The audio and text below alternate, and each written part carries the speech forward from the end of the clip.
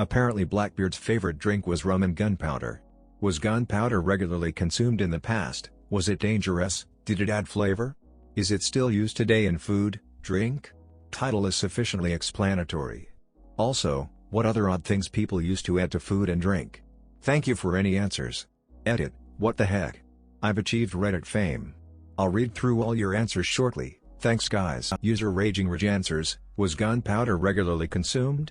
I would not go so far as to say that it was regularly consumed. But it certainly was not unheard of. Gunpowder and saltpeter. Gunpowder consists of sulfur, charcoal, and saltpeter, potassium nitrate. The latter of these three had been used to cure meat since the Roman times. Reportedly, by around 200 BC, the Romans recognized that salt from some sources contained contaminants that contributed a reddish-pink color and flavor to cured meats. 1. This contaminant was none other than saltpeter.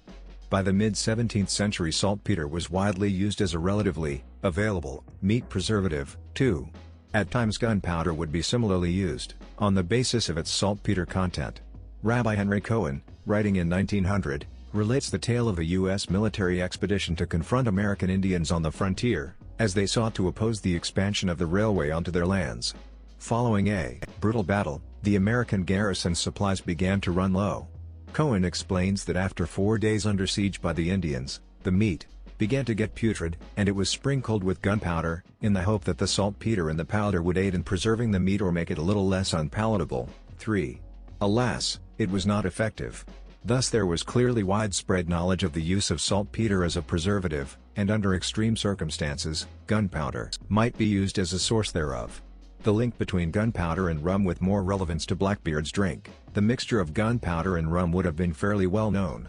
Not for consumption's sake, but to establish the rum's proof. Sailors would mix their rum ration with a bit of gunpowder, and expose it to a flame.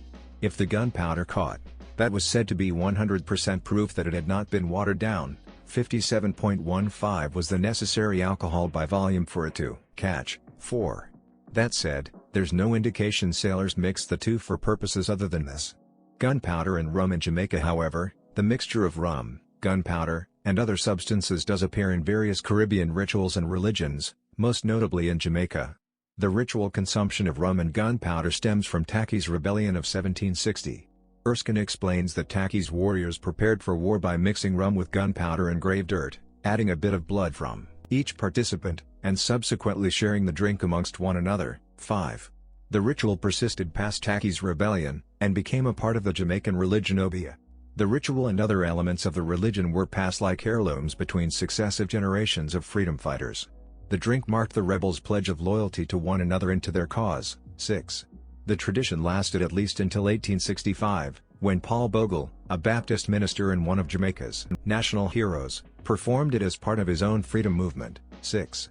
We find mention of it in British Governor Edward John Eyre's 1866 report before a royal commission. Eyre describes that after men swore an oath to the Bogles' rebellion, they were then given each a dram of rum and gunpowder to drink. 7. Eyre's account stems from the testimony of rural constable James Foster, who describes, 7. Paul Bogle spoke to the men in a language I did not understand. The men then took the oath. They kissed a large book, the Bible. Paul Bogle gave each of them a dram of rum and gunpowder, which they drank. I saw the rum and powder mixed myself in a large bottle. Other questions: was it dangerous? In small doses, no.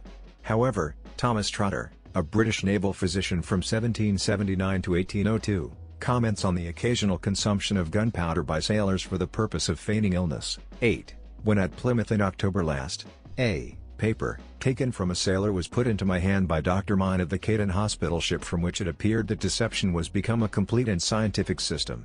Among other articles to produce spitting of blood, gunpowder or saltpetre is taken in large doses. Hemoptysis quickly follows from the blood being overcharged with oxygen gas, which these ingredients readily afford. What was its flavor? Charcoal tastes bad. Multiple pediatric studies of activated charcoal indicate children often refuse it. 9. Sulfur is flavorless. Saltpeter has a cooling, saline pungent taste. 10.